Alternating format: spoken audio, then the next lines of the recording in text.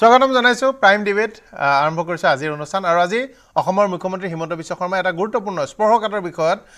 নিজৰ বক্তব্য অৱতাৰণা কৰি এটা নতুন বিতৰ্কৰ সূচনা কৰিছে বিষয়টো 60-40 আগতে ঠিকাদাৰ আৰু চৰকাৰী বিষয়াৰ 60-40 হোৱাৰ কথা শুনি আছিলোঁ এবাৰ জনসংখ্যাৰ 60-40 মুখ্যমন্ত্ৰী আজি প্ৰকাশ কৰিছে যে অসমত ভাষিক সংখ্যালঘুসকলৰ ধৰ্মীয় সংখ্যালঘুসকলৰ জনসংখ্যা 40% লৈ বৃদ্ধি পাইছে তাৰ বিপৰীতে ধৰ্মীয় সংখ্যাগুৰুসকলৰ 60% হৈছে আৰু এই বিষয়টোত আসলে ভাষাভিত্তিক যদিও সম্পূৰ্ণৰূপে স্পষ্ট তথ্য হোৱা নাই বা লোকপিয়লৰ তথ্য হোৱা নাই কিন্তু এইটো কথা কৈছে যে অসমত আৰু খিলঞ্জীয়া লোকসকল বা অন্যান্য অসমৰ জাতি জনগোষ্ঠীৰ লোকসকল সংখ্যালঘু হ'বলৈ বেছি দিন নালাগিব কাৰণ ইতিমধ্যে 60-40 হৈছে গতিকে 50-50 হ'বলৈ বেছি সময় নালাগিব আৰু এই সমগ্ৰ বিষয়টো এটা এজেণ্ডা যোৱা সময়ছোৱাত দেখিবলৈ পোৱা গ'ল ভাৰতীয় জনতা পাৰ্টিৰ চৰকাৰ অহাৰে পৰা সংখ্যালঘুসকলৰ প্ৰতি এটা তুচ্ছতাচিল্য সূচক বক্তব্য বদৰুণী আজমলক এটা সময়ত লক্ষ্য কৰি লোৱা হৈছিল এবাৰ দেখা গৈছে যে ৰকিবুল হুছেইনক বা এনেধৰণে যিসকল সংখ্যালঘু ভোটেৰে জয়ী হোৱাৰ এটা ধাৰণা দিবলৈ চেষ্টা কৰি ৰাজনীতি প্ৰসংগ অৱতাৰণা কৰিছে আৰু এবাৰ 60-40 কেইবাটা প্ৰসংগ উপস্থাপন হৈছে তাৰ ভিতৰতে বিশেষ সম্প্ৰদায় বুলি কৈ চৰকাৰী পক্ষই শাসকীয় পক্ষই মুখ্যমন্ত্ৰীয়ে মন্ত্ৰীসকলে যি বিষয়ে অৱতাৰণা কৰিছিল আৰু ইয়াত এটা কথা স্বীকাৰ কৰিব লাগিব যে সুযোগ দিছে একাংশ সেই লোকসকলে কাৰণ আজি হত্যা ধৰ্ষণ বা কেইবাটাও ঘটনা সংঘটিত হৈছে যিবোৰ ঘটনাবোৰত যদি পৰিসংখ্যা লৈ চাই তেনেহ'লে মাত্ৰাধিক ঘটনা বা এনেধৰণৰ ইটোৰ পিছত সিটো ঘটনাত য'ত প্ৰশ্ন উপস্থাপন কৰিব পৰাকৈ বা আঙুলি তুলিব পৰাকৈ বিষয় আছে আৰু এটা কথা ঠিক যে এই বিষয়টোক সকলো জাতি জনগোষ্ঠী ধৰ্মৰ লোকে অপৰাধ কৰে বা সকলো জাতি জনগোষ্ঠীৰ লোকে এই ধৰণৰ দুষ্কাৰ্যৰ সৈতে জড়িত হয় কিন্তু সংখ্যাগত তাৰতম্যৰ সুযোগ লৈ এটা ৰাজনীতি আৰম্ভ কৰিব বিচাৰিছে আৰু এইটোৱে 2026 চনলৈকে এজেণ্ডা পিচ কৰিব বিচাৰিছে নেকি এইটো ডাঙৰ বিষয় মোৰ সৈতে কংগ্ৰেছৰ নেতা এটৱা মুণ্ডা ডাঙৰীয়া আছে স্বাগতম জনাইছোঁ আপোনাক মোৰ সৈতে সংযুক্ত হৈ আছে চক্ৰধৰ গগৈ ডাঙৰীয়া ভাৰতীয় জনতা পাৰ্টিৰ বিধায়ক আপোনাক স্বাগতম জনাইছোঁ আৰু মোৰ সৈতে CPMৰ বিধায়ক মনোৰঞ্জন তালুকদাৰ ডাঙৰীয়া আছে তালুকদাৰ ডাঙৰীয়া আপোনাকো স্বাগতম জনাইছোঁ আৰু এটা মুণ্ডা ডাঙৰীয়াৰ পৰা আৰম্ভ কৰিব বিচাৰিছোঁ 60-40 অংক আৰু এই সমগ্ৰ বিষয়টোত আপুনি দেখিছে ইয়াৰ মাজতে আৰু এটা বিষয় উপস্থাপন হৈছে যে আপোনালোকৰ ইণ্ডি এলায়েন্স আপোনালোকৰ যি অংশীদাৰী দলসমূহ অসমত অৱশ্যে ইণ্ডি এলায়েন্স বুলি আপোনালোক নাছিলে আপোনালোকৰ মৰ্চা এই মৰ্চাত ভাঙোন মেলাৰ উপক্ৰম হৈছে অখিল গগৈ লুৰিণ গগৈ মনোৰঞ্জন তালুকদাৰ ডাঙৰীয়া বক্তব্য শুনিছে কিন্তু মই প্ৰথমতে 60-40 হিচাপ বিষয়টোৰে আৰম্ভ কৰিম মুখ্যমন্ত্ৰীৰ বক্তব্য এটা কথা স্পষ্ট যে সংখ্যালঘুৰ সংখ্যা বৃদ্ধিৰ বিষয়টোক উপস্থাপন কৰি 26ৰ নিৰ্বাচনী বৈতৰণিলৈকে যাত্ৰা কৰিব এনে ইংগিত এতিয়া স্পষ্ট হৈ পৰিল প্ৰথম বিশেষ সম্প্ৰদায় আৰু এতিয়া 60-40 এটা মুণ্ডা ডাঙৰীয়া আসলতে গোটেই ইলেকশ্যনটোত লাষ্ট ইলেকশ্যনটোত লোকসভা নিৰ্বাচনটোৰ ফলাফলটোত অসমৰ আমাৰ বিজেপি চৰকাৰৰ হেড আমাৰ চিফ মিনিষ্টাৰ শৰ্মা ডাঙৰীয়াই যথেষ্টখিনি আতংকিত হোৱা নিচিনা যথেষ্টখিনি চিন্তিত হোৱা দেখিবলৈ পোৱা গৈছে তেখেতে যেনে ধৰণৰ ভাবিছিলে তেখেতৰ অংকমতে এইবিলাক নহ'ল জাতপাতৰ ৰাজনীতি বা ধৰ্মক ৰাজনীতি কিবা এই বেনিফিচিয়াৰী ৰাজনীতি এইবিলাকক লৈ কিনে যেনেকা ধৰণৰ কৰিবলৈ বিচাৰিছিলে লোৱাৰ আসাম মিডল আসাম আৰু আপাৰ আসামতো যথেষ্টখিনি তেখেতে এইটোত উজত খাবলগীয়া হোৱাৰ কাৰণে তেখেত এক প্ৰকাৰ ক'বলৈ গ'লে শংকিত হৈ গৈছে আৰু এই শংকিত হোৱাৰ কাৰণে গোটেই মূল ইস্যুবিলাকক আজি আমাৰ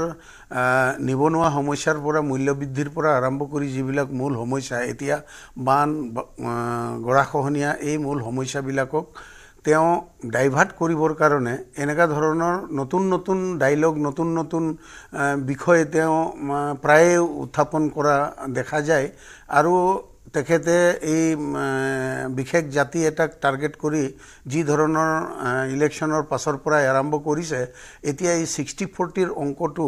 তেখেতে কেনেকা ধৰণৰ কোন হেৰিৰ পৰা উলিয়ালে কাৰণ এতিয়া কোনো ধৰণৰ লোকপিয়ল হোৱা নাই কোনো ধৰণৰ হেৰি নাই তেনেকা অৱস্থাত এই 60-40টোক লৈ কিনে গোটেই মানুহবিলাকৰ মনবিলাক সিফালে ডাইভাৰ্ট কৰিবৰ কাৰণে মেইন মূল ইস্যুৰ পৰা ডাইভাৰ্ট কৰিবৰ কাৰণে তেখেতে এটা চেষ্টা ৰাখিছে মোৰ বোধেৰে আৰু এই চেষ্টাৰ কাৰণেই তেখেতে এনেকা ধৰণৰ বিভ্ৰান্তমূলক কথা কৈ মূল যিটো বিষয় আজি তাৰিখত যিটো অসমৰ জাতি মাটি ভেটি ৰক্ষা কৰিবৰ কাৰণে যি ধৰণৰ প্ৰচেষ্টা চলাব লাগিছিলে এইটো প্ৰাকৃতিক দুৰ্যোগ হ'ব পাৰে কিন্তু প্ৰাকৃতিক দুৰ্যোগৰ ক্ষেত্ৰত যেনে ধৰণৰ সা সুবিধাবিলাক বা যেনে ধৰণৰ ইয়াৰ নিষ্পত্তিটো হ'ব লাগিছিলে আজি দেখিবলৈ পোৱা হোৱা নাই চেণ্ট্ৰেল গভৰ্ণমেণ্টৰ ওচৰত তেখেতলোক আসাম গভৰ্ণমেণ্টে যিমানটো ক্ষতিপূৰণৰ দাবী ৰাখিছে তাৰ সামান্যতম এটা অংশহে তেওঁ ষ্টেট গভৰ্ণমেণ্টক দিছে যাৰ কাৰণে বহু অঞ্চলত তেখেতলোকৰ এই বানপীড়িত ৰাইজৰ কাৰণে মৰি যোৱা মানুহৰ কাৰণে যেনে ধৰণৰ হেৰি হ'ব লাগে এই ক্ষতিপূৰণবিলাক হ'ব লাগে বা তেওঁলোকক সাহায্য আদি দিব লাগে এতিয়া হেল্থ কেম্পবিলাক যেনেকা হ'ব লাগে তেনেকা কৰিব পৰা নাই বুলি কৈছে গতিকে সেইকাৰণে এই ৰাজনীতি আৰম্ভ কৰা বুলি কৈছে মনোৰঞ্জন তালুকদাৰ ডাঙৰীয়া চলাই আহিছোঁ শিলাদিত্য দেৱ ডাঙৰীয়া মোৰ সৈতে সংযুক্ত হৈছে শিলাদিত্য দেৱ ডাঙৰীয়া আপোনাক স্বাগতম জনাইছোঁ তালুকদাৰ ডাঙৰীয়া চলাই আহিছোঁ আমি এলায়েন্সৰ বিষয়ে পাতিম কিন্তু তাৰ আগতে 60-40 বিষয়ে উপস্থাপন কৰিছে 40% লোকক লক্ষ্য কৰি মূলত এটা কথা ক'বলৈ গ'লে যিয়ে কাৰণ নহওক কিয় জনসংখ্যা বৃদ্ধি আৰু জনবিস্ফোৰণ এই বিষয়টো গুৰুত্বপূৰ্ণ কিন্তু সেইটোকে লৈ এতিয়া নিৰ্বাচনী ৰাজনীতি আগবঢ়াই নিবলৈ বিজেপিয়ে চেষ্টা কৰিব এই কথাটো স্পষ্ট হৈ পৰিছে 40%লৈ বৃদ্ধি হৈছে আৰু যথেষ্ট কাৰক আছে বিভিন্ন কাৰণ আছে নিশ্চয় স্বাধীনতাৰ পিছৰ পৰা বা স্বাধীনতাৰ আগৰে পৰা পিয়ল 1901 চনত আৰম্ভ হোৱাৰ পৰা এনেধৰণৰ বিষয় উপস্থাপন হৈছে কিন্তু ৰাজনৈতিক বিষয় স্পষ্ট যে এয়া 26 চনৰ এজেণ্ডা বিশেষ সম্প্ৰদায় প্ৰথমতে তাৰপিছত 60-40 তালুকদাৰ ডাঙৰীয়া এইটোতো আমি 21 চনৰ নিৰ্বাচনতো দেখিছিলোঁ মুখ্যমন্ত্ৰী নিজেই 35%ৰ বিৰুদ্ধে 65ৰ যুঁজ দুটা সভ্যতাৰ যুঁজ এই ধৰণৰ এটা নেৰেটিভ তেওঁ প্ৰবলভাৱে চলাইছিলে আৰু প্ৰবলভাৱে চলাই পেলাই আমাৰ সমাজখনত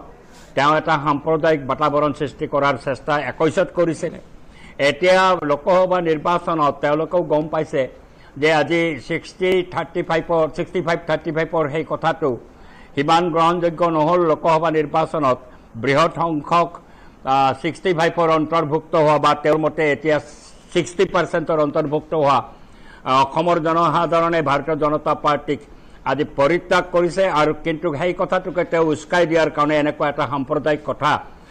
40-60ৰ তত্ত্বতেও আমদানি কৰিছে আৰু এই আমদানি কৰি পেলাই সৰ্বত দিশত যেতিয়া এইখন চৰকাৰ ব্যৰ্থ হৈছে এই চৰকাৰখনে এতিয়া সেই ধৰণে এটা বিষয় লৈ যাব বিচাৰিছে আৰু এইটো এটা সাম্প্ৰদায়িক নেৰেটিভ আৰু এই সাম্প্ৰদায়িক নেৰেটিভটো ভাৰতীয় জনতা পাৰ্টিয়ে বিশেষত অসমৰ মুখ্যমন্ত্ৰী হিমন্ত বিশ্ব শৰ্মাই চলাই যোৱাটো আমি পৰিলক্ষিত কৰিছোঁ তাৰ বাহিৰে তেওঁৰ চৰকাৰৰ যেতিয়া সাফল্য নাই তেওঁৰ চৰকাৰৰ ব্যৰ্থতাত মানুহ ক্ষুব্ধ হৈছে বজাৰত জুই লাগিছে উন্নয়নৰ ক্ষেত্ৰত দেখা গৈছে এটা চৰম ব্যৰ্থতা সদ্যহতে এতিয়া SDG আইৰ যিটো ৰিপৰ্ট আহিছে সেই ৰিপৰ্টত দেখা গৈছে দুটা বিষয়ৰ ওপৰত অলপমান সাফল্য থাকিলেও বেছিভাগ বিভাগতে যেতিয়া ৰাজ্যখনৰ দৈন্য দশা স্পষ্ট হৈ গৈছে এতিয়া তেওঁ সেই কথাবিলাক ঢাকি থোৱাৰ কাৰণে এতিয়া 40-60ৰ থিয়ৰী আনিছে এই 40-60ৰ থিয়ৰীৰ দ্বাৰা নিশ্চিতভাৱে অসমৰ মানুহক বিভাজিত কৰিব নোৱাৰিব বা ৰাজনৈতিক লাভ তেওঁ উঠাবলৈ চেষ্টা কৰিছে সেই লাভ তেওঁ উঠাব নোৱাৰে কাৰণ এইটো অসমৰ জনসাধাৰণে নিশ্চিতভাৱে সেই সকলো ব্যৰ্থতাৰ দিশৰ বিষয়বিলাক লৈ পেলাই সেই এটা সিদ্ধান্তত আহিব ৰাজনৈতিকভাৱে আৰু 26ত হিমন্ত বিশ্ব শৰ্মাৰ এই যি তত্ত্ব 40-60ৰ যুঁজ আৰম্ভ কৰিব বিচাৰিছে তেওঁ সফল হ'ব নোৱাৰে এই ৰাজ্যখনক কিন্তু বিশেষভাৱে ক্ষতিগ্ৰস্ত কৰিব বুলি আপুনি এটা আশংকা প্ৰকাশ কৰিছে হয় তালুকদাৰ ডাঙৰীয়া সংযুক্ত হৈ থাকক মই এবাৰ বিজেপিৰ পৰা প্ৰতিক্ৰিয়া লৈ লওঁ মোৰ সৈতে বিধায়ক চক্ৰধৰ গগৈ ডাঙৰীয়া আছে চক্ৰধৰ গগৈ ডাঙৰীয়া এইবাৰ 60% আৰু 40%ৰ যুঁজ আপোনালোকৰ মতে ইয়াৰ আগতে সভ্যতাৰ যুঁজ আছিল 35%ৰ বিৰুদ্ধে যুঁজ আছিল নাই এইটো মাননীয় মুখ্যমন্ত্ৰী ডাঙৰীয়াই যিটো কথা কৈছে এই কথাটোক আমাৰ ষ্টুডিঅ'ত বহি থকা সন্মানীয় ৰাজনৈতিক ব্যক্তিসকলে ৰাজনৈতিক দৃষ্টিৰে কিয় চাইছে বা বুজা নাই কথাটো কাৰণ জনসংখ্যাৰ যিটো অনুপাত এই অনুপাতটো যিটো ধৰণে বাঢ়ি যোৱা 60-40 যি কথা যিটো মাননীয় মুখ্যমন্ত্ৰী ডাঙৰীয়াই কৈছে এইটোতো সঁচা কথা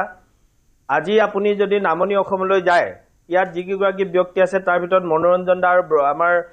AJP দলৰ বিষয়ববীয়াগৰাকীয়ে গম পাব যে নামনি অসমত এতিয়া কি অৱস্থা হৈ আছে আজি 60-40 হোৱা কথাটোতো সঁচা কাৰণ নামনি অসমত মই নিজে অসম বিধানসভাৰ পৰা এটা দল বিধায়কৰ দলৰ লগত আমি যেতিয়া মই যোৱাৰ সৌভাগ্য হৈছিলে কেৱল মাত্ৰ জনসংখ্যা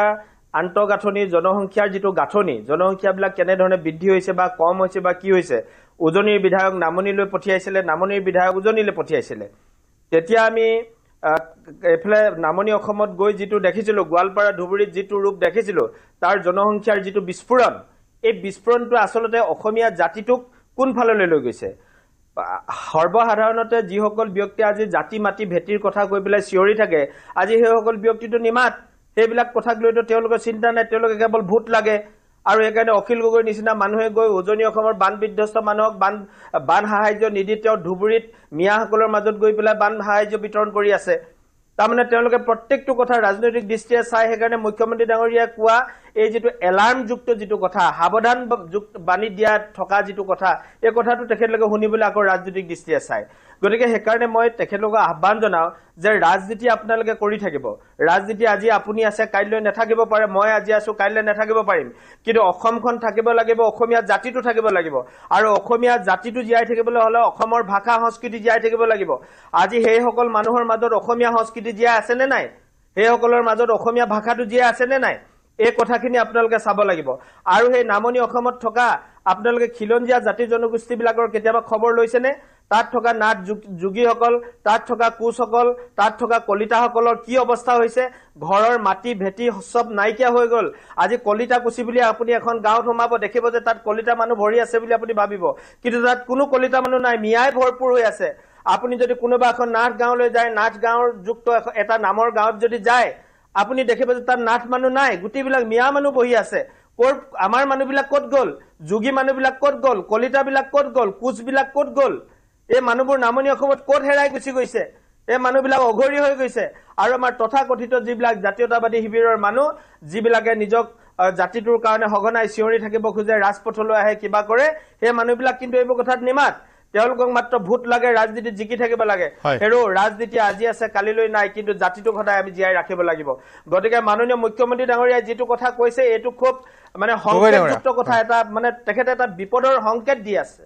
এই সংকেতটোক লৈ আমি আগন্তুক দিনত জাতিটোক কেনেকৈ ৰাখিব পাৰো এই সম্পৰ্কত কিন্তু আমি ভাবিবৰ এতিয়া সময় হৈছে শিলাদ্য দেৱডাঙৰীয়াৰ ওচৰলৈ যাম বিষয়টোতো তেখেতৰ যথেষ্ট দীঘলীয়া দিনৰ চৰ্চা আছে কিন্তু তাৰ আগতে তোলাম গৈ ডাঙৰীয়া 60-40 এবাৰ আপোনালোকে খেল আৰম্ভ কৰিছে খেলখন হ'ব 26লৈকে কিন্তু খেল 60-40 হ'ব আপোনালোকৰ মৰ্চাৰ পৰা তাৰ ইংগিত পোৱা গৈছে হৈছে অসম গণ পৰিষদৰ ভাৰতীয় জনতা পাৰ্টিৰ এইটো বহু বিষয়ত সংখ্যালঘুক লৈ একে নহয় মানে এটা উপহাসূচক কয় আপোনালোকে সিমান মিয়া বুলি উপহাসূচকভাৱে নকয় অন্ততঃ সেইখন পাৰ্থক্য আছে নহয় আমি ডেফিনেটলি আমি অসম গণ পৰিষদ দলে ভাৰতীয় জনতা পাৰ্টিৰ লগত মিত্ৰতাৰে আমি চৰকাৰত আছোঁ আৰু অনাগত দিনত আজি তাৰিখৰ যিটো পজিশ্যন আজি তাৰিখৰ চিটুৱেশ্যনটো চাই অনাগত দিনতো আমি মিত্ৰতাৰে থাকিম নিৰ্বাচনবিলাকত অৱতীৰ্ণ হ'ম কিন্তু ডেফিনেটলি ভাৰতীয় জনতা পাৰ্টিৰ কিছু কথাত আমাৰ হয়তো একমত নহ'ব পাৰোঁ আমি আমাৰ দ্বিমত থাকিব পাৰে কাৰণ তেওঁলোকৰ অসমীয়া জাতিৰ সংজ্ঞাটোৰ লগত হয়তো আমাৰ ক'ৰবাত অকণমান মিল নাথাকিব পাৰে গতিকে আমাৰো এটা সৰজমিন তদন্ত আছে মাননীয় মুখ্যমন্ত্ৰী ডাঙৰীয়াই 60-40 যিটো কথা কৈছে হয় সেইটো নোহোৱা নহয় কিন্তু আমি সেই লাইনত আমি নিৰ্বাচনী যুদ্ধত আমি অৱতীৰ্ণ হোৱাত আমি অসম গণ পৰিষদ দলে পুনৰ বিবেচনা কৰাৰ আমাৰ অৱকাশ আছে সেই লাইনত আমি নাথাকিব পাৰোঁ কাৰণ আমাৰ এটা সৰজমিন তদন্ত আছে আজি যদি মই মিয়া পক্ষ বা কোনোবা পক্ষ মই লোৱা নাই চৰ অঞ্চলৰ সৰহসংখ্যক মানে বিদ্যালয়ত তেওঁলোকে মিয়া অঞ্চলত তেওঁলোকে অসমীয়া ভাষাটো মাতৃভাষা বুলি নিলিখিলে আমি ভাষাগতভাৱে হয়তো সংখ্যালঘুত পৰিণত হ'ম এনেও আমি যদি এগ্ৰিছনত লোকপিয়ল কৰি মোৰ এনেকুৱা আজি অলপ দিনৰ পৰা মই কৈ আছোঁ মানুহে মোক বেয়া পায় এইটো কথা কোৱাৰ কাৰণে যে অসমীয়া লিখিব জনা মানুহৰ সংখ্যা 30-40 লাখ মানে হ'ব ক'ব লগা ভাষা কথিত ভাষা হিচাপে অলপ বেছি থাকিব সেইটো বেলেগ কথা কিন্তু আমিতো আৰু এৰিছোঁৱে এইটো আৰু এতিয়া কিছুমান কথা মানে গোটেই মানে হাতীটো সৰুকৈ গুচি গ'ল নেগুডালত ধৰিতো আমি খিৰিকীৰ পৰা লাভ নাই এনেকুৱা হৈছে কথাটো গতিকে আমি এইখিনি মানুহ অৱশিষ্ট যিখিনি মানুহ আছে ইতিমধ্যে কাখনো গৃহীত হৈছে কাৰ ৰুল ফ্ৰেমছ হৈছে তাৰ ওপৰত SOP হৈছে অৱশিষ্ট যিখিনি আমাৰ অসমীয়া মানুহ আছে অসমৰ খিলঞ্জীয়া মানুহ আছে অসমত এই খিলঞ্জীয়া মানুহখিনি ৰাজনৈতিক আৰু সাংস্কৃতিক সুৰক্ষাৰ বাবে আমি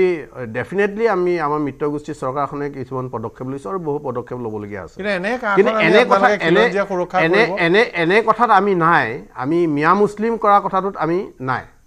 আমি বাংলাদেশী কথাটোত আছোঁ আমি অসমীয়া খিলঞ্জীয়া জাতিৰ সপক্ষে আছোঁ কিন্তু প্ৰত্যেক কথাতে এতিয়া আমি যদি মিয়া মুছলিম কৰোঁ আমিতো তেওঁলোকক আজিলৈকে আমি খেদি পঠাব নোৱাৰোঁ বা অসমৰ পৰা আমি নোহোৱা কৰি দিব নোৱাৰোঁ গতিকে তেওঁলোকৰ যিহেতু ভোটাধিকাৰ আছে তেওঁলোকৰ ভোটদানৰ অধিকাৰ আছে আমি তেওঁলোককো সন্মান কৰি চলিব লাগিব সন্মান মানে এইটো নহয় যে আমি তেওঁলোকৰ কথা মতে উদ্ভ কৰিম আৰু এইটো কথাও আমি চাব লাগিব তেওঁলোকৰ কিছু কথাত মানে ক্ষেত্ৰত এগ্ৰেছনটো আমি কেনেদৰে ৰুধিব পাৰোঁ তাৰ বাবে আমাৰ পৰিকল্পনা লাগিব আমাৰ পৰিকল্পনা লাগিব এনে হাতত বহি থাকিলেতো নহব হাতত আমি মিয়া এটা তেওঁলোকৰ এগ্ৰেছনটো আমি মানিব লাগিব আৰু কৰ্মঠ এটা জনগোষ্ঠীৰ সন্মুখত সুৰূপা সুপাধিলা আৰু কামচুৰ এক্সেক্টলি সেই কথাটো মই খেদিব নোৱাৰে সেই কথাটোৱে ক'বলৈ গৈছে আমি তেওঁলোকক আমিতো কয়ে যে বান্দৰ খেতি কৰিব নোৱাৰে অসমীয়া মানুহে বাংলাদেশী খেতি আৰু অসম সোণৰ অসম কৰিব কথাটো ভাবিবলৈ টান লগা হৈছে যদিও খেতি সোণৰ অসম কৰিব পাৰিলে ভাল আছিল আহিম আপোনাৰ ওচৰলৈ শিলাদিত্য দেৱ ডাঙৰীয়া মোৰ সৈতে অঞ্জন উপাধ্যায় ডাঙৰীয়া সংযুক্ত হৈছে অসম জাতীয় পৰিষদৰ জ্যেষ্ঠ নেতা উপাধ্যায় ডাঙৰীয়া স্বাগতম জনাইছোঁ শিলাদিত্য দেৱ ডাঙৰীয়া 60-40 হয় 60-40 ফিগাৰটো আৰু অলপ ভালকে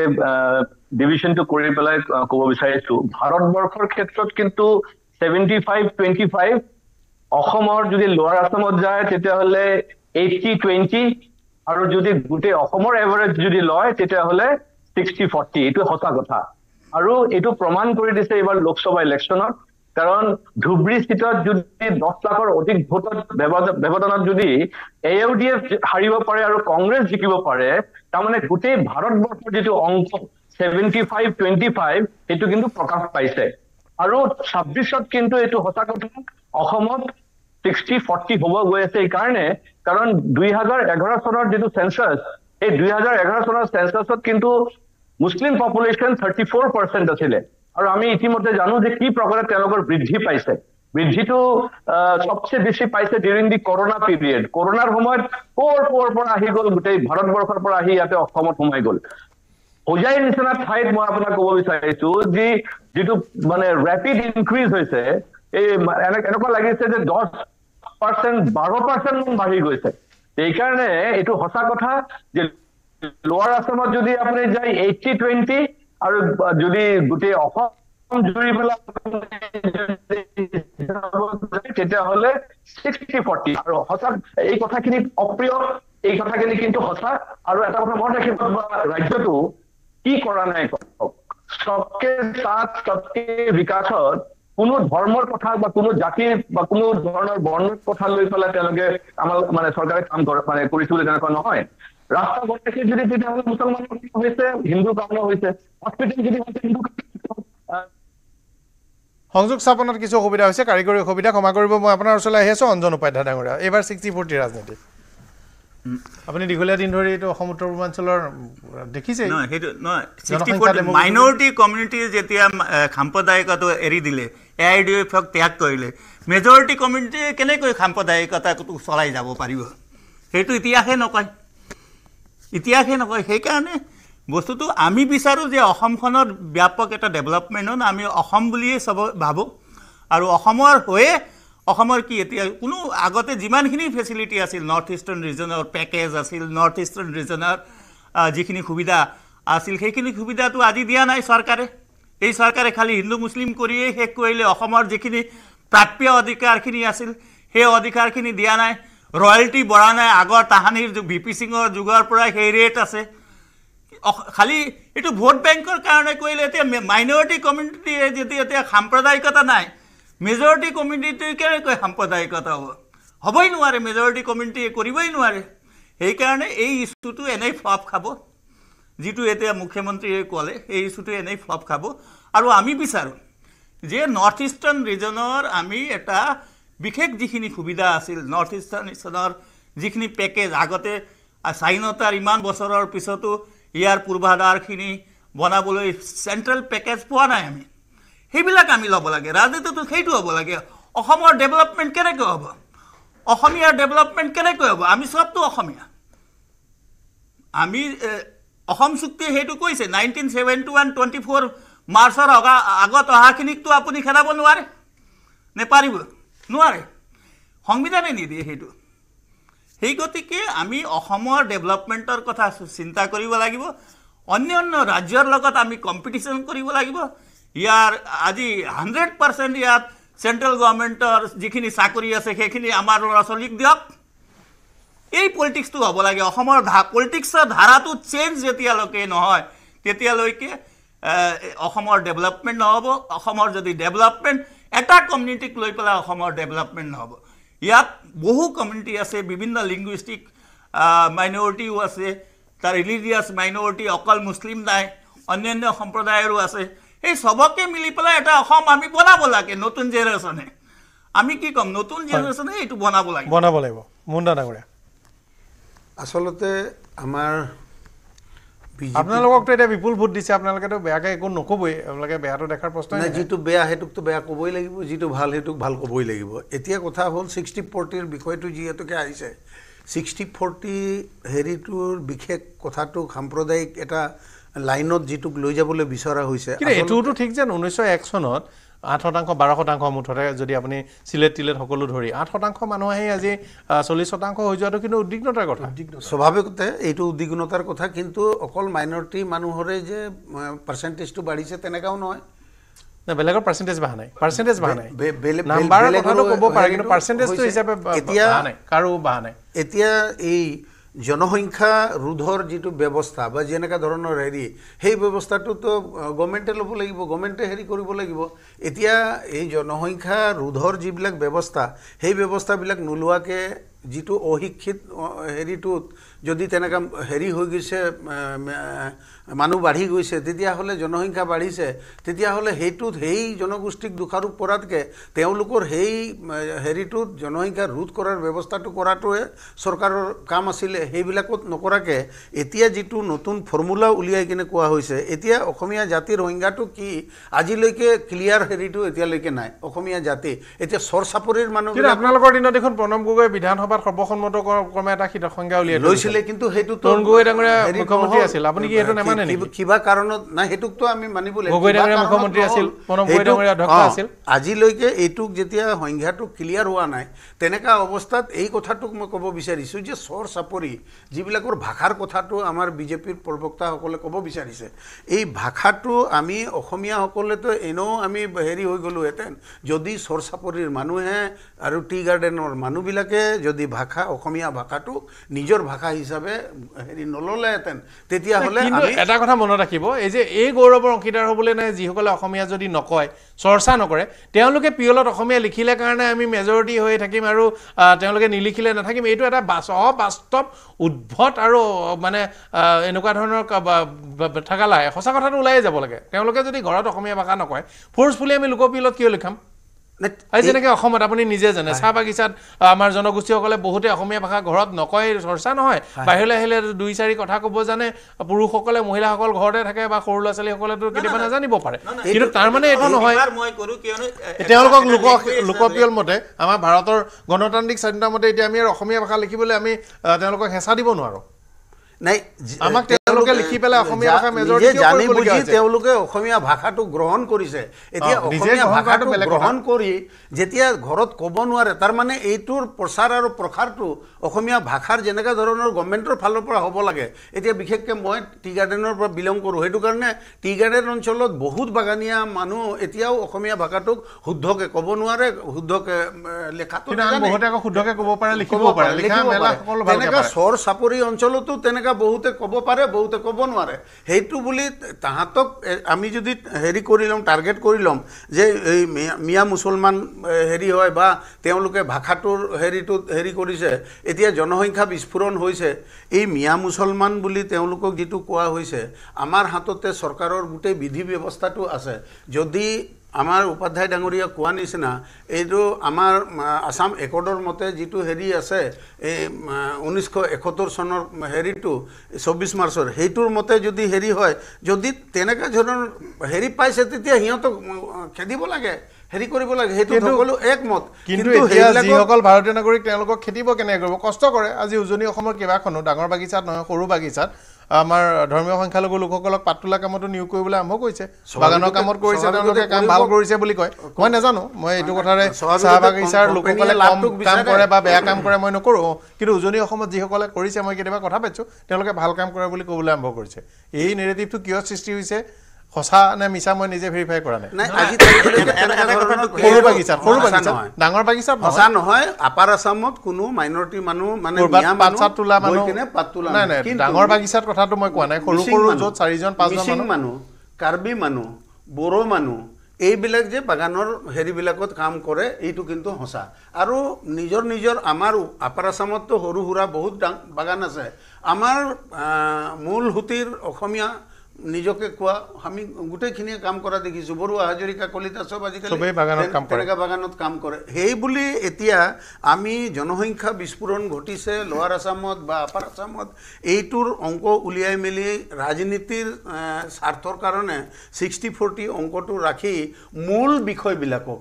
যি আজি তাৰিখত বানৰ পৰা যেনেকৈ ত্ৰাসিত হৈ গৈছে মানুহ সেইটোৰ উদ্ধাৰ অভিযানৰ পৰা আৰম্ভ কৰি তেওঁলোকৰ ৰিলিফৰ পৰা আৰম্ভ কৰি এতিয়া চাকৰি বাকৰিৰ পৰা আৰম্ভ কৰি আনএমপ্লয়মেণ্টৰ কথাবিলাক হেৰি কৰি এইবিলাকৰ পৰা ডাইভাৰ্ট কৰিবলৈ বিচাৰিছে বুলি অভিযোগ কৰিছে এটোৱা মুণ্ডা ডাঙৰীয়া চক্ৰ গগৈ ডাঙৰীয়া ডাঙৰ অভিযোগ চক্ৰ গগৈ ডাঙৰীয়া ওচৰলৈ অহাৰ আগতে মই তালুকদাৰ ডাঙৰীয়া ওচৰলৈ আহিব বিচাৰিছোঁ তালুকদাৰ ডাঙৰীয়া বিভিন্ন চৰ্চা হৈছে কিন্তু এইটো কথা অস্বীকাৰ কৰিব নোৱাৰে যে জনবিস্ফোৰণ হৈছে এটা জনবিস্ফোৰণৰ বিষয়টো এটা বেলেগ বিষয় কিন্তু আকস্মিকভাৱে আজি অসমৰ মুখ্যমন্ত্ৰী হিমন্ত বিশ্ব শৰ্মাই তেওঁ আজি 40-60 তত্ত্বটো কিয় আনিব বিচাৰিছে তেওঁৰ উদ্দেশ্য কি অসমৰ জনসংখ্যাৰ বিষয়টো তেওঁৰ যদি কিবা চৰ্চা কৰিব লগা আছে বা বিধি ব্যৱস্থা কৰিব লগা আছে সেইটো এটা বেলেগ বিষয় কিন্তু আজি চক্ৰ গগৈ ডাঙৰীয়াই যেটো কথা কৈছে অসমীয়া ভাষা সাহিত্য সংস্কৃতি বা আপুনিও কৈছে যে ঘৰত বেলেগ ভাষা কয় ঘৰত বেলেগ বহু জনগোষ্ঠীয়ে কয় আজি আমি যিসকলক খাস অসমীয়া বুলি কওঁ তেওঁলোকৰ ঘৰত যেটো ভাষা কয় সেই ভাষাটো কিমান পৰ্যায়ৰ অসমীয়া এইটো চিন্তনীয় কথা কিন্তু কথাটো হৈছে গুৱাহাটী বিশ্ববিদ্যালয়লৈকে যাওক গুৱাহাটী বিশ্ববিদ্যালয়ৰ অসমীয়া বিভাগত যাওক বিভিন্ন কলেজৰ অসমীয়া বিভাগলৈকে যাওক আজি সেই সংখ্যালঘু সম্প্ৰদায়ৰ মানুহেই তাতে অসমীয়া ভাষাৰ চিন্তা চৰ্চা কৰিছে পঢ়া শুনা কৰিছে গুৱাহাটী বিশ্ববিদ্যালয়ত আজি তাৰ ৰেচিঅ' বাহিৰ কৰক পপুলেশ্যন পেটাৰ্ণত ৰেচিঅ' বাহিৰ কৰক এই ৰেচিঅ'ত কৰি বহুত বেছি পৰিমাণে অসমীয়া ভাষাত আজি সংখ্যালঘু অঞ্চলৰ জনসাধাৰণে পঢ়া শুনা কৰিছে চক্ৰ গগৈ কৈছে যে অসমীয়া ভাষা সাহিত্য সংস্কৃতি চৰ্চা নহয় সংখ্যালঘু অঞ্চলত এখন স্কুল উলিয়াই দিয়ক যিখন স্কুল বঙালী মাধ্যমত পঢ়া শুনা কৰিছে আজি বঙালী মাধ্যমত তেওঁলোকে পঢ়া শুনা কৰা নাই তেওঁলোকে পঢ়া শুনা কৰিছে অসমীয়া মাধ্যমত আৰু সেই অসমীয়া মাধ্যমত পঢ়া শুনা কৰি অসমীয়া ভাষা সাহিত্য সংস্কৃতিলৈকে তেওঁলোকে যিটো অৱদান আগবঢ়াইছে আমাৰ তথাকথিত অসমীয়াসকলে বহু পৰিমাণে লজ্জা পোৱা দৰকাৰ নিজৰ ল'ৰা ছোৱালীক ইংৰাজী মাধ্যমত পঢ়ুৱাই পেলাই অসমৰ ভাষা সাহিত্য সংস্কৃতিৰ কথা ক'ব এইটো কেনেধৰণৰ কথা আৰু মোৰ মূল কথাটো হৈছে আজি হিমন্ত বিশ্ব শৰ্মাই আকস্মিকভাৱে 40-60 তত্ত্ব কিয় আনিলে তেওঁ 21ত আনিছিলে 65-35ৰ তত্ত্ব এইবাৰ তেওঁ আনিছে 60-40 তত্ত্ব তাত জনসংখ্যা বিস্ফোৰণৰ কথাটো এটা বেলেগ বিষয় সেই বেলেগ বিষয়ত আলোচনা বিলোচনা হ'বই পাৰে কিন্তু আজি এজন ৰাজনৈতিক নেতাৰ মুখত যিজন মুখ্যমন্ত্ৰীৰ গাদীত বহি আছে তেওঁ 60-40ৰ যিটো বিষয় আনি পেলাই কি ৰাজনীতি কৰিব বিচাৰিছে তেওঁ উদ্দেশ্য প্ৰণোদিতভাৱে এটা সাম্প্ৰদায়িক ৰাজনীতি কৰাৰ কাৰণে এই ধৰণৰ তত্ত্ব আনিছে কাৰণ তেওঁ সৰ্বদিশত যেতিয়া ব্যৰ্থ হোৱাৰ পিছত এই ধৰণৰ তত্ত্ব আনি পেলাই মানুহক আকৌ বিভ্ৰান্ত কৰা সাম্প্ৰদায়িকভাৱে বিভাজিত কৰি নিৰ্বাচনৰ বৈতৰণি পাৰ হোৱাৰ কাৰণে তেওঁ এই কামটো কৰিছে 40-60 হৈছে নে নহয় কোনে সেন্সাস কৰিছে আজি সেন্সাস কৰিলে গ্ৰোথৰ যিটো হাৰ সেই গ্ৰোথৰ হাৰটো গম পাব হিলালিত কৈ দিলে হাজতি বা হজাইত মানে ইমান পাৰ্চেন্টেজ বাঢ়িছে 10% কেনেকৈ কনক্লুড কৰিলে 10% বাঢ়িছে তেওঁ গণনা কৰিছে নেকি তেওঁটো গণনা কৰা নাই অনুমানতে কৈ দিব কথাবিলাক আৰু এই কথাবিলাকে সাম্প্ৰদায়িক বিয়পাই দিয়াৰ কাৰণে এই ধৰণৰ উক্তি কৰে ক'ত গণিছে হিলালিত 10% বাঢ়িছে তেওঁ গণিছে নেকি সেইটো গণনা হোৱাই নাই এটা সেন্সাস হওক সেন্সাস হোৱাৰ পিছত যদি বাঢ়িছে তাত বাঢ়াৰ কাৰণ কি মই নকওঁ যে অঞ্চলত জনসংখ্যা বৃদ্ধি হোৱা নাই মই সেই কথা কোৱা নাই কিন্তু এইবিলাক বিজ্ঞান ভিত্তিক হ'ব লাগিব গণনা হোৱাৰ পিছত আমি ব্যাখ্যা কৰিব লাগিব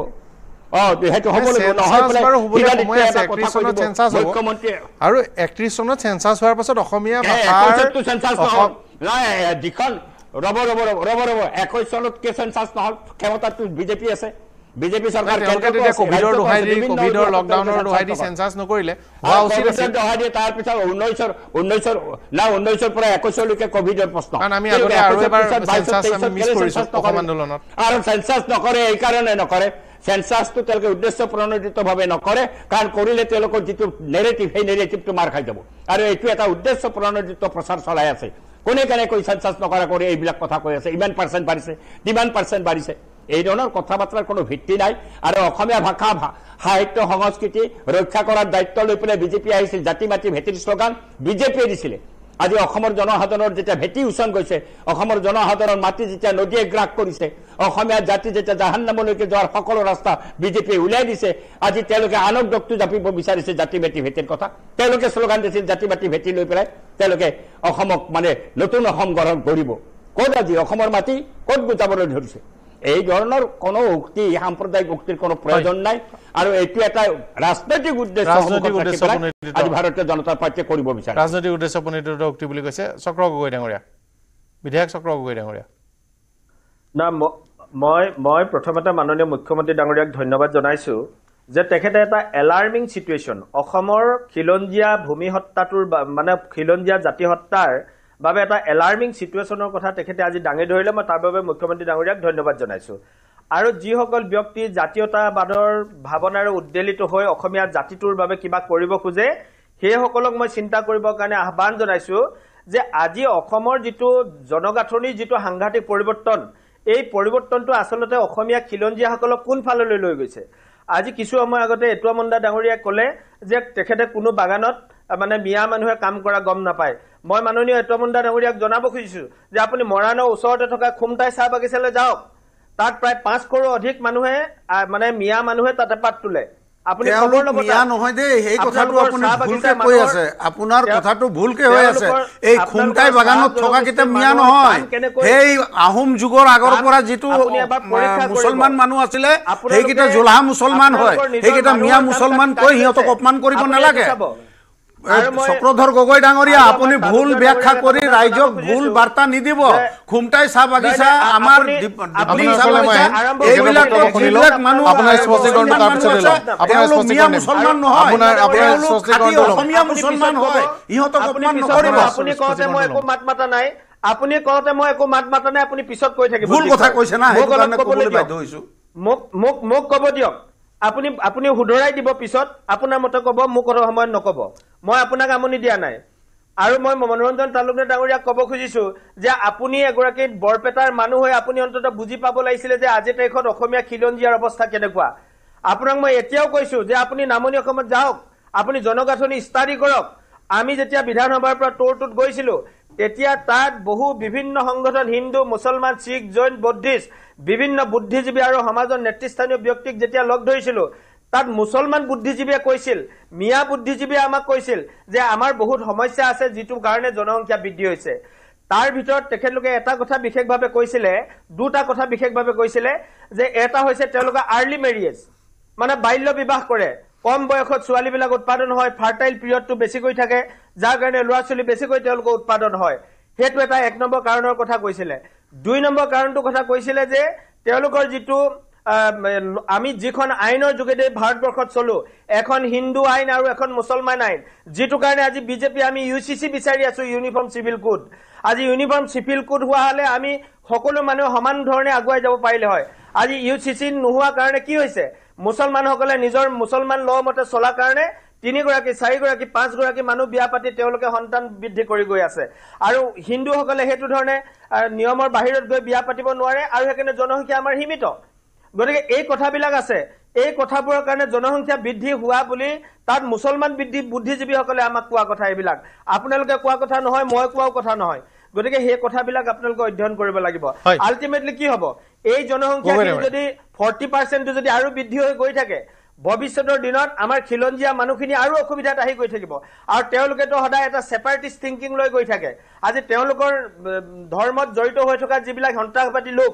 মই গুটেখিনি মুছলমানৰ সন্ত্ৰাসবাদ বুলি কোৱা নাই কিন্তু একাংশ মানুহ কিন্তু সন্ত্ৰাসবাদী লেভেলত আছে আৰু তেওঁলোকে সদায় ধৰ্মীয় মেৰুকৰণ কৰি কিন্তু সকলোকে আপুনি ব্ৰেন্ডিং কৰিব নোৱাৰে কৰবাত হয়তো এটা অতি নগণ্য সংখ্যক হয়তো কৰবাত 2-4 জন লোক ওলাব পাৰে কিন্তু তাৰ মানে এইটো কথা নহয় যে সম্প্ৰদায়টো সকলো লোকে সন্ত্ৰাসবাদী সকলো লোকে অপৰাধী বা সকলো লোকে বেয়া নিৰ্দিষ্টভাৱে অপৰাধী সকলো সম্প্ৰদায়তে থাকিব পাৰে একদম সৰলীকৰণ কৰি কথাটো কৈ এটা জনগোষ্ঠীক অপমান কৰি থকাৰ কথাও নাই সৰলীকৰণ কৰিবই খোজা নাই মই প্ৰথমতে কৈছো যে সকলো মুছলমানক মই নাই কোৱা কিন্তু যিসকল মানুহ তেওঁলোকে সেপাৰেটিষ্ট থিংকিঙৰ লগত জড়িত তেখেতলোকে কিন্তু এনেকুৱা ধৰণৰ এখন উত্তৰ পূবক লৈ এখন মুছলমান ৰাজ্য গঠন কৰা বা ৰাষ্ট্ৰ গঠন কৰাৰ দিশত কিন্তু তেখেতলোকে চিন্তা নকৰা নহয় যিবোৰ কথা সময়ে সময়ে বাতৰি কাগজত ওলাই থাকে আপোনালোকৰ টিভি বিলাকতো ওলাই থাকে বহু আমাৰ অসমৰে মুছলমান মানুহে বিৰোধো কৰে দুই পক্ষই আছে কিন্তু বিৰোধো কৰে বিৰোধী কৰা সংখ্যাটো একদম কম নহয় আমাৰ খিলঞ্জীয়া মুছলমানসকলে বিৰোধ কৰে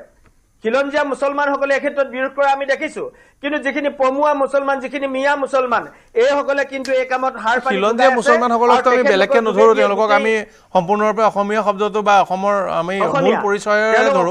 কাৰণ অসমত আৰু ইছলাম ধৰ্মাৱলম্বী খিলঞ্জীয়া লোক এজনক আকৌ খিলঞ্জীয়া মুছলমান বুলি ক'বলগীয়া নাই আৰু আমাৰ গৰিয়া মৰিয়া জুলহা মাইমল যিমানসকল আছে তেওঁলোক এটা শব্দতে তেওঁলোকৰ হৈ যায় আৰু বেলেগ এটা পৰিচয় নিদিলেও হয় আমি কোৱা নাই কিন্তু যিখিনি পমুৱা মুছলমান যিখিনি মিয়া মুছলমান যিবিলাকে সমাজত সদায় মানে অসামাজিক কাম কাজবিলাক কৰি থাকে সেই সংখ্যাটো যদি বাঢ়ি গৈ থাকে এটা সময়ত আমাৰ খিলঞ্জীয়া মানুহৰ ঘৰ বাৰী নাইকিয়া হ'ব আজি মনোৰঞ্জন দাই কৈছে যে জাতি মাটি ভেটি কথা কৈছে আপুনি গোৱালপাৰাত যাওক আপুনি ধুবুৰীত যাওক আপুনি গোৱালপাৰা ধুবুৰীত গৈ পেলাই আপুনি চাওক গৈ মানুহৰ খিলঞ্জীয়া মানুহৰ অৱস্থা কি আপোনাৰ যিখিনি আমাৰ কলিতা আমাৰ যিখিনি গগৈ ডাঙৰীয়া সংযুক্ত হৈ থাকক মই তালুকদাৰ ডাঙৰীয়া ওচৰলৈ যাব বিচাৰিম তাৰ আগতে মই অঞ্জন উপাধ্যায় ডাঙৰীয়া ওচৰলৈ আহিছো মই আপোনালোক দুইজনৰ ওচৰলৈ যাম কিন্তু তাৰ আগতে অঞ্জন উপাধ্যায় ডাঙৰীয়া বিজেপি বিধায়কে কিবা এটা বক্তব্য ৰাখিছে আমি অসমত বৃহত্তৰ অসমীয়া জাতি সমাজৰ লগত এটাচ হ'ব বিচাৰিছো মই এটা লিংগুইষ্টিক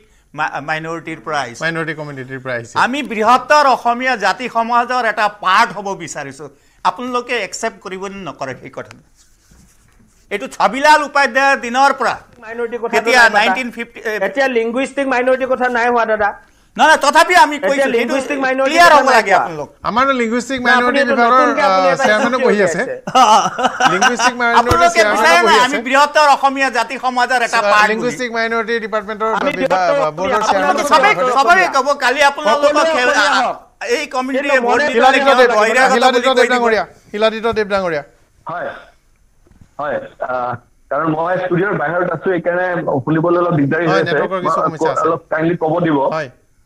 এনেকুৱা লাগি আছে যে আজি ষ্টুডিঅ'ত বাংলাদেশী মুছলমানৰ এডভকেট বহুত কেইজনমান বহি আছে হ'লেও মই কেইটামান কথা ক'ব বিচাৰিছো বিশেষকে মই কমিউনিষ্ট পাৰ্টিৰ যে বক্তা ইয়াতে বহিছে মই ক'ব বিচাৰিছো যে ভাৰতবৰ্ষৰ বিভাজন কিন্তু এই কমিউনিষ্ট কংগ্ৰেছ আৰু মুছলিম লীগৰ কাৰণে হৈছিল তেওঁলোকে কিমান সাম্প্ৰদায়িক এইখিনি আমি 1947ত গম পাইছিলো আজি যি গৰাকী ব্যক্তি ইয়াতে বহি পেলাই বহুত ডাঙৰ ডাঙৰ কথা কৈ আছে যে অসমীয়া জাতিসত্তাৰ কথা কৈ আছে তেওঁলোকেতো 1946ত বিচাৰিছিলে যে অসম বাংলাদেশ পাকিস্তানৰ দুই যাওক বুলি এই কমিউনিষ্ট পাৰ্টিৰ যে নেতা আছে যে যিমান ডাঙৰ ডাঙৰ কথা কৈ আছে তেখেত পাৰ্টি সমৰ্থন কৰি আছিলে মুছলিম লীগক সমৰ্থন কৰি আছিলে জোৰাট চিটটো জিকিছিলে 1946ত যে ইষ্ট পাকিস্তানত গুচি যাব লাগে বুলি আজি কিহৰ কথা আৰু তেওঁ কৈছে যে আজি বাংলাদেশী মুছলমান মানুহসকলে অসমীয়া ভাষা বচাই ৰাখিছে অসমীয়া মুছলিম লীগৰ লগত চৰকাৰ কৰিছিল আপোনালোকৰ মুখাৰ্জী মুছলিম লীগৰ লগত চৰকাৰ কৰিছিলে মুছলিম লীগৰ লগত চৰকাৰ কৰিছিলে আপোনাৰ মুখাৰ্জী আপোনাৰ গুৰু মুখাৰ্জী মুছলিম লীগৰ লগত চৰকাৰ কৰিছিলে মুছলিম লীগৰ লগত চৰকাৰ কৰিছিলে মন্ত্ৰী আছিলে মুছলিম লীগৰ মন্ত্ৰী সভাত আপোনাৰ গুৰু মুছলিম লীগৰ মন্ত্ৰী সভাত মন্ত্ৰী আছিলে মুছলিম লীগৰ আপোনাৰ গুৰু মুখাৰ্জী মুছলিম লীগৰ মন্ত্ৰী সভাত মন্ত্ৰী আছিলে আমি নাছিলো আপুনি আৰু কে আছিল ব্ৰিটিছৰ তাবেদাৰী কৰি মুছলিম লীগৰ মন্ত্ৰী সভাত মন্ত্ৰী আছিলে এই হিলাদিত্য দেৱ আপোনাৰ গুৰু মুখাৰ্জী মুছলিম লীগৰ মন্ত্ৰী সভাত মন্ত্ৰী আছিলে মন্ত্ৰী ব্ৰিটিছৰ তাবেদাৰী কৰি মুছলিম লীগৰ লগত চৰকাৰ গঠন কৰিছিলে মন্ত্ৰী আছিলে মুছলিম আছিলে আপোনাৰ মুখাৰ্জী নেতা আপোনাৰ নেতা মুছলিম আছিলে অডিঅ' লাইনটোৰ সমস্যা হৈছে মই পিছত অনুৰোধ জনাইছো অডিঅ' লাইনটো সলনি কৰি দিবলৈ আমি যদি চাওঁ যে এইটো লাইনত যদি আমি ভাল স্পষ্ট অডিঅ' পাওঁ নেকি শুনি আছে হিলাদিত দেৱ ডাঙৰীয়া হয় হেল্ল' হয় কওক না মোৰ কথাটো হ'ল যে আজি CPM বা কমিউনিষ্ট পাৰ্টিৰ যে লিডাৰ যি কথাখিনি কৈ আছে তেওঁলোকৰ অধিকাৰ আছে জানো এইখিনি মাত মাতিবৰ কাৰণে তেওঁলোকে কি কৰিছিলে তেওঁলোকে ভাৰতবৰ্ষৰ বিভাজন ধৰ্মৰ ভিত্তিত 1947ত ধৰ্মৰ ভিত্তিত তেওঁলোকে কিয় সমৰ্থন কৰিছিলে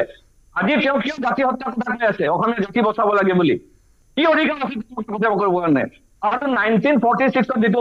হোজাই মানে জোৰাটি আছিল মুছলিম লীগ জিকি আহিছিলে 188 সিট আছিলে গোটেই এছেম্বলি তাতে 31 সিট মুছলিম লীগৰ মন্ত্ৰী সভাত আপোনাৰ মুখাৰ্জী মন্ত্ৰী আছিলে আপনার অধিকার নাই আপনি ব্রিটিশর দালালি করেছিলেন আপনালোকে ব্রিটিশর দালালি করেছিলেন আমি কোনো ভোট দিতে পারি না আপনালোকে ব্রিটিশর দালালি করেছিলেন ব্রিটিশর দালালি স্বাধীনতা আন্দোলন আমি এটো বিষয় আলোচনা চলাই ৰাখিম তুলাৰাম গগৈ ডাঙৰীয়া কেইবাটাও স্পৰ্শকাতৰ বিষয়ে আলোচনা হৈছে এটা কথা ঠিক যে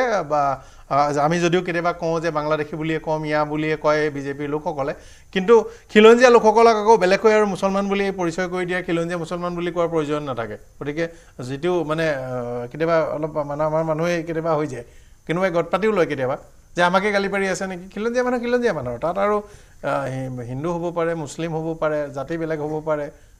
আৰু আমাৰ এটা দ্বিভাষিক তত্ত্বও আছে নহয় যে প্ৰথম ভাষা আৰু দ্বিতীয় ভাষাৰ ভিতৰত যিকোনো এটা ভাষা যদি আমি কওঁ বোলে প্ৰথম ভাষা যেনেকৈ কোনোবাই ধৰক বড়ো কয় কোনোবাই নেপালী কয় আৰু কোনোবাই কাৰ্বি কয় দ্বিতীয় ভাষাটো তেওঁলোকৰ অসমীয়া আমাৰ আনকি মিচিং কয় ত্ৰিভাষিক সূত্ৰ এটাও আমাৰ ইয়াত আছে যে বাংলা ভাষা কয় তাৰপিছত হিন্দী কয় তৃতীয়টো অসমীয়া ভাষা তাৰ তৃতীয় মই ঢেকেলিত মানে গোটেই বঙালী দোকানীবিলাক যিমান আছে না সব অসমীয়া পেপাৰ পঢ়ে আগতে সেইটো নাছিল গোটেই বিষয়টো খুব স্পৰ্শকাতৰ বিষয় এইটো এনেকৈ আমি এতিয়া শিলাদিত্য দেৱ ডাঙৰীয়াই কোৱাৰ দৰে ক'লেও মই তেখেতৰ কথাটো একমত নহয় কিন্তু এটা কথা হয় আমি সকলোৱে অসমৰ খিলঞ্জীয়া মানুহৰ সৰ্বকালৰ বাবে ৰাজনৈতিক সাংস্কৃতিক ভাষিক সুৰক্ষা আমি বিচাৰিব লাগিব তাৰ কাৰণে আমি পৰিকল্পনা কৰিব লাগিব আৰু এটা নিৰ্দিষ্ট জনগোষ্ঠী এগ্ৰেছনটো আমি কেনেদৰে ৰোধ কৰিব পাৰোঁ তাৰ কাৰণেও চাব লাগিব তাৰ কাৰণে আমাৰ উপযুক্ত নিখুঁত পৰিকল্পনা আমাক লাগিব কিন্তু প্ৰেছ ষ্টেটমেণ্ট দিলেতো জনগোষ্ঠীৰ জনবিস্ফোৰণ কম নহয় গভৰ্ণমেণ্টে কাম কৰিব লাগিব কাম কৰিলেতো আপুনি মই আপোনাক কৈছোঁ নিখুঁত পৰিকল্পনা চাইনিজ মডেলটো লওক না চাইনিজ মডেল কি প্ৰব্লেম আছে সেইকাৰণে মই কৈছোঁ ক্ষেত্ৰত চাইনিজ মডেল লওক সেইকাৰণে মই কৈছোঁ নিখুঁত পৰিকল্পনা লাগিব এতিয়া খুব দুৰ্ভাগ্যজনক বিষয় হ'লহেঁতেন ফখৰুদ্দিন আলি আহমেদ ডাঙৰীয়া যদি দাড়ি ৰাখি টুপি পিন্ধি লুঙি পিন্ধি যদি আপাৰ আছামত কাম চাম কৰিবলৈ গ'লহেঁতেন কোনোবাই তেওঁকো ভুলতে মিয়া বুলিয়ে কৈ পালেহেঁতেন যিটো কথা নহয় ঠিক আপুনি কোৱাৰ দৰে আমি যিখিনি খিলঞ্জীয়া অসমীয়া মুছলমান মানুহ তেওঁলোকক আমি সুকীয়াকৈ পৰিচয় কৰাই দিব নালাগে আমি এতিয়া ধুবুৰী বুলি ক'লে চব মিয়া বুলি কওঁ কিন্তু দেশীসকল আছে তাত দেশী আৰু ভাটিয়াৰ লগত তাতো ক্লেশ কাছাৰত আমি জোলহাসকল মাইমলসকলক পাহৰি যাওঁ উজনি অসমতো আছে মাইমল জোলহা দুইটা সম্প্ৰদায় আছে আমি সেইকাৰণে অসম গণ পৰিষদ দলে আমি এটা নীতিক বিশ্বাস কৰোঁ যে আমি 1971 চনৰ 25 মাৰ্চলৈকে যিখিনি মানুহ আহিল সেইখিনি মানুহে অসমত থাকিব পাৰিব তাৰমানে এইটো নহয় গোটেই মানুহখিনি অসমীয়া অসমৰ বিভিন্ন জাতি জনজাতি জনগোষ্ঠী ধৰ্মাৱলম্বীয়ে গঠিত বৃহত্তৰ খিলঞ্জীয়া অসমীয়া জাতিটো পৰিচয় সুকীয়া কিন্তু 1971 চনৰ উপাধ্যায়দাই কোৱা নিচিনা 1971 চনলৈকে অহা মানুহখিনি অসমত থাকিব পাৰিব এজ পাৰ আছাম একৰ্ড তাৰমানে এইটো নহয় গোটেইখিনি অসমীয়া মানুহ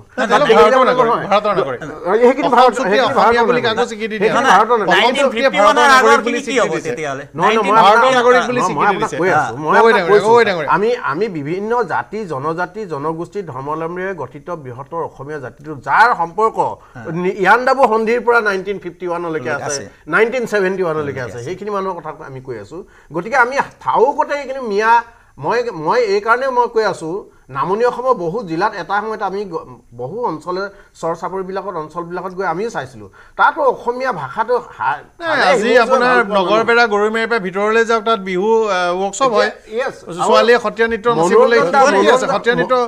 শিকি আছে এনেকুৱা হৈছে মনোৰঞ্জন দা এটা সময়ত দয়ানী চৰ নায়াৰগা চৰ সেইবোৰ চৰলৈ এতিয়া গ'লে অসমীয়া ভাষাৰ আপুনি চৰ্চা দেখিলে চৰ চাপৰি সাহিত্য সভাৰ ব্ৰাঞ্চকেইটা দেখিলে আপুনি এইটো ক'বলৈ দিগদাৰ হয় কিছুমান সেইটো আমি স্বীকৃতি দিব লাগিব চিঞৰি অসমীয়া অ আ ক খ এই কিতাপবিলাক পঢ়ি থকা আপুনি চৰ চাপৰি অঞ্চলতে শুনিব জনজাতীয় বেলবিলাকতে শুনিব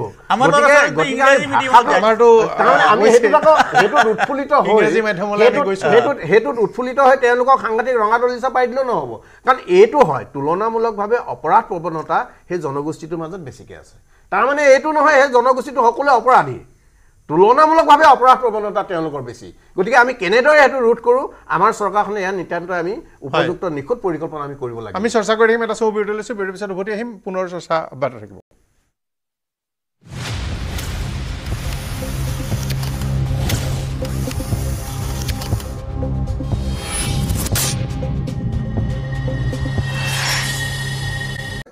আমি বিৰতিৰ আগতে আপোনাৰ লগত এবাৰ কথা পাতিছিলোঁ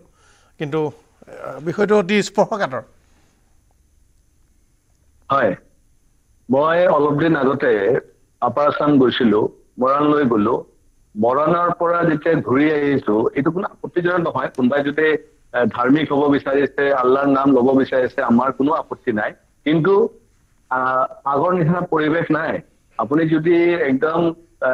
যোৰহাটৰ পৰা যদি একদম মৰাণলৈ যায় ৰাইট এণ্ড লেফ্ট যদি হাইৱে দি গৈ থাকে আপুনি তেতিয়া গম পাই যাব যে আপাৰ আছামৰ কি অৱস্থা হ'ব গৈ আছে আৰু প্ৰত্যেক 2 কিলোমিটাৰ 2.5 কিলোমিটাৰতে এটা মছজিদ ৰাস্তাত দুয়ো কাষে হৈ আছে তাৰমানে সেইটো কিহৰ কাৰণে মানে হোৱাট ইজ দিছ আমি এইটো ধৰ্ম আচৰণৰ সংবিধানত আমি স্বাধীনতা দি থৈছো আমি সেইটো আৰু কুৱেশ্যন কৰিব স্বাধীনতা একেনে ইমান স্বাধীনতা দিছো যে আমাৰ নিজৰ ভৰিত কুলাৰি মাৰা নিচিনা হৈছে ভাৰতবৰ্ষ এছিল হ'ব লাগিছিল হিন্দু ৰাষ্ট্ৰ এই কাৰণে কাৰণ ভাৰতবৰ্ষৰ পৰা দুটা মুছলিম ৰাষ্ট্ৰ জন্ম ল'লে ইষ্ট পাকিস্তান ৱেষ্ট পাকিস্তান তেতিয়াহ'লে যদি ইষ্ট পাকিস্তান আৰু ৱেষ্ট পাকিস্তান মুছলমান ৰাষ্ট্ৰ জন্ম লৈছে তো ভাৰতবৰ্ষ কেনেকৈ সেকুলাৰ হৈ গ'ল আৰু এই যে সেকুলাৰিজমৰ কাৰণে আজি এনেকুৱা হৈছে যে আমাৰ ভৰিত কুলাৰি মাৰা নিচিনা হৈছে আৰু আজি আমাৰ ডক্টৰ হিমন্ত বিশ্ব শৰ্মা ডাঙৰীয়া 60-40 কথা ক'বলগীয়া হৈছে কাৰণ এই 60-40 তত্ত্ব নাহিলে হয় যদি ভাৰতবৰ্ষ সেই সময়ত যদি হিন্দু ৰাষ্ট্ৰ ঘোষণা কৰা হ'লে সেইকাৰণে মই কৈছো যে আপুনি চাব অসমৰ পৰিৱেশ আজি অসমৰ পৰিৱেশ হয়তো আমাৰ CPM বা কংগ্ৰেছ বা AFDF তেওঁলোকে এইটো নাচাব তেওঁলোকে সেকুলাৰৰ এটা মূৰ্খা পিনি পেলাই তেওঁলোকে হিন্দুক কেনেকে মাইনৰিটি কৰিব আৰু মুছলমান মেজৰিটি হ'ব সেইটো হ'ল তেওঁলোকৰ চিন্তাধাৰা থাকক আমাৰ সৈতে সংযুক্ত হৈ থাকক দেৱ ডাঙৰীয়া হয় এটা ডাঙৰীয়া কিবা এটা বিষয় উপস্থাপন উজনি অসমৰ কথা বৰ কয় কিন্তু আমাৰ ইয়াত ধৰ্ম আচৰণৰ স্বাধীনতা আছে আমাৰ বিজেপি প্ৰবক্তা দুগৰাকীৰ কথা শুনি অলপ তেওঁ হবৰ কথাটোত মোক হাঁহিও উঠিছে আৰু অন্তৰত দুখো লাগিছে যে তেওঁ হবে উজনি অসমৰ মুছলিমান মানুহবিলাকক মানে কি বুলি তেওঁলোকে তেনেকা লাইনত লৈছে মই ক'ব নোৱাৰো এইটো আপাৰ আছামত কিন্তু এইটো কথাও কিন্তু আপুনি একেবাৰে কৈ দিলে নহ'ব উজনি অসমৰ খিলঞ্জীয়া ইছলাম ধৰ্মাৱলম্বী লোকসকলৰ আঁৰ লৈ আৰে যে এটা প্ৰপোজন হৈ আছে এইটো কথা যদি আপুনি অস্বীকাৰ কৰিছে তেনেহ'লে এইটো কথাও ক'ব লাগিব যে আপুনি কেৱল মাত্ৰ ৰাজনৈতিক মতলবতহে আপুনি এই কথাটো কৈছে আৰে কিছু প্ৰপোজন হৈছে সংখ্যাটো কম বেছি হ'ব পাৰে যেনেকৈ আপুনি বাগিচাটো একদম নচ্ছাত কৰিলে মই জানো এইটো কথা খিলঞ্জীয়া মুছলমান মানুহ খিলঞ্জীয়া সকলো জাতি জনগোষ্ঠীৰ মানুহ হয় আনকি সিদিনাহে মাত্ৰ মই আপোনাৰ ঘৰৰ আগেৰে পাৰ হৈ গ'লোঁ আবেলি পাতলি শেষ হৈছিল একদম আমাৰ যি খাটি অসমীয়া চাদৰ মেখেলা পিন্ধা মহিলা পাতলি উভতি আহি আছে তাত আকৌ খিলঞ্জীয়া মানুহো আছে চাহ জনগোষ্ঠীৰ লোকো আছে কিন্তু স্বাভাৱিকতে আৰে যে প্ৰপোজন হোৱা নাই এইটো কিন্তু আপুনি অগ্ৰাহ্য নকৰিব আৰে এইটো স্বাভাৱিকতে চব অসমত চব জেগাতে হেৰি হৈ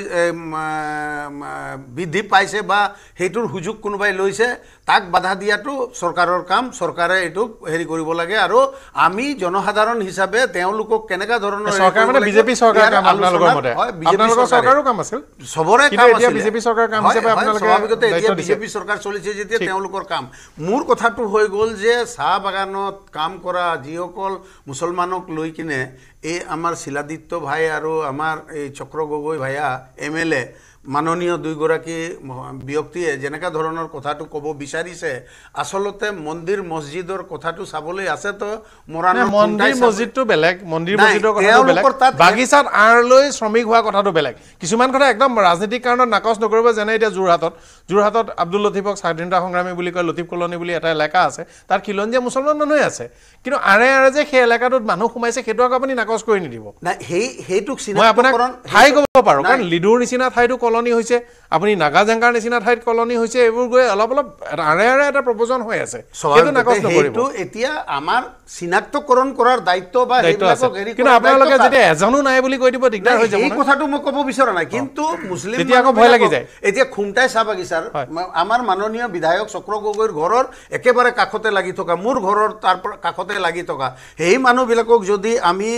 মানে মিয়া মুছলমান বাংলাদেশী মুছলমান যদি তেওঁলোকক অপদস্থ কৰা হয় এইটো কিন্তু দুৰ্ভাগ্যজনক আৰু মই এইটো উঠাই ল'বলৈ এইটোক লৈ কিনে ৰাজনীতি নকৰিবলৈ আপুনি আহ্বান জনাইছে তালুকদাৰ ডাঙৰীয়া মনোৰঞ্জন তালুকদাৰ ডাঙৰীয়া মোৰ দুটা কথা আমিও উদ্বিগ্ন কাৰণ জনসংখ্যা বৃদ্ধিটো আমি তেনেকৈ নিবিচাৰোঁ আৰু জনসংখ্যা নিশ্চিতভাৱে নিয়ন্ত্ৰণ কৰিব লাগিব নিয়ন্ত্ৰণ কৰাৰ দায়িত্ব চৰকাৰৰ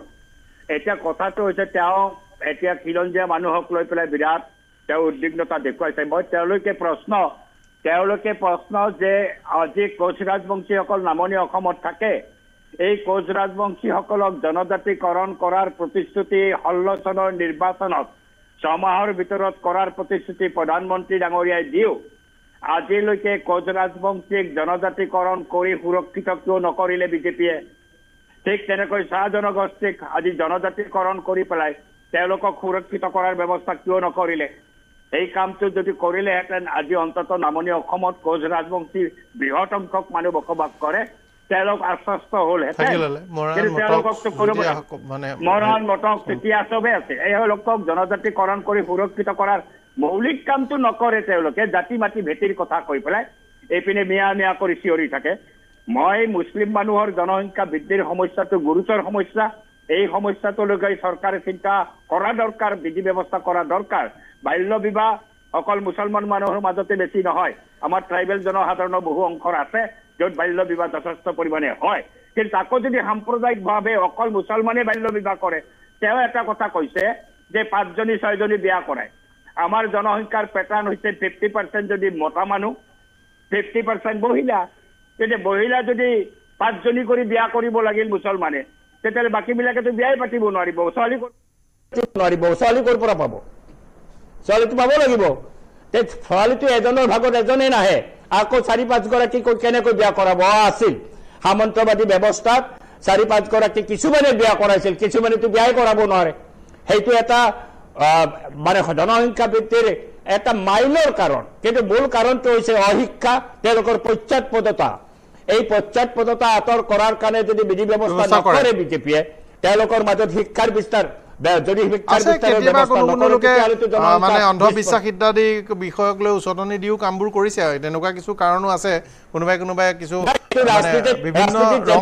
ৰাজনীতিত যেনেকৈ শিলাদিত্য আছে মানুহে উচতনি ইত্যাদি দি পেলাই কিছুমান কাম কৰে কিন্তু সামগ্ৰিকভাৱে বিষয়টো হ'ল যে এটা কমিউনিটিক আমি গালিগালাজ কৰি থাকিব নোৱাৰো আজিৰ তাৰিখত কষ্ট কৰা মানুহ হিচাপে তেওঁলোক পৰিচিত হৈছে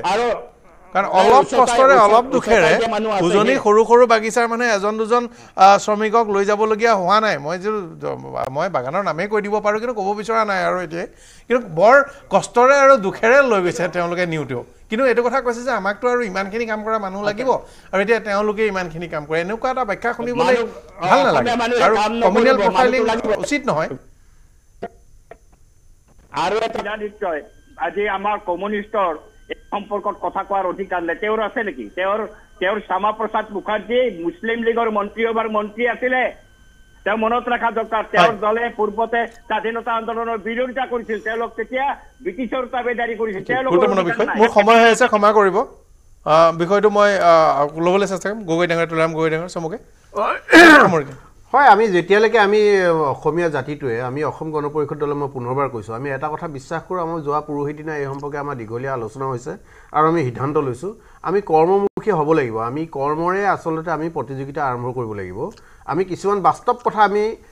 উপলব্ধি কৰিব লাগিব হৃদয়ংগম কৰিব লাগিব আমি মিয়া কৰি থাকিলে মই আকৌ কৈছোঁ তেওঁলোকৰ মাজত অপৰাধ প্ৰৱণতা বেছি আছে মিয়া জনগোষ্ঠীৰ মাজত কিন্তু তেওঁ মিয়া সকলোৱে অপৰাধী নহয় কিন্তু তেওঁলোকৰ যিটো কৰ্ম কৰা ষ্টাইল কাম কৰা মানুহে পৃথিৱীত জীয়াই থাকিব গতিকে কাম কৰিবলৈ আমি আগ্ৰহী হ'ব লাগিব অসমীয়া জাতিটো পুনৰ আমি কৰ্মপটুতা জাতি আছিলোঁ আমি পুনৰ কৰ্মপটুতা আমি পৰিচয় আমি দিব লাগিব খিলঞ্জীয়া কৰিবলৈ অনিহা প্ৰকাশ কৰা কামবোৰ তেওঁলোকে কৰিছে সুযোগ পাইছে আজি এটা প্লাম্বিং আপোনাৰ কাঠমিস্ত্ৰী কাম আপোনাৰ সৰু সুৰা গাড়ী চালকৰ কাম ৰাজমিস্ত্ৰীৰ কাম এইবোৰ লৈছে বেয়া পাই লাভ নাই আমি মোৰ লগৰ কণ্টেক্ট ময়ো নকৰিম আৰু তেওঁ কৰিলে মই বেয়া পাম আকৌ মই তেওঁক মাতি আনিম মোৰ ঘৰত কাম ওলাইছে তুমি কৰা কম পইচাত মই এজন বিজেপি নেতাৰ ঘৰত গৈছিলোঁ তেখেতক বুজিছা ইহঁতক নলগাই মোৰ লগৰ বহু কণ্ট্ৰেক্টৰ আছে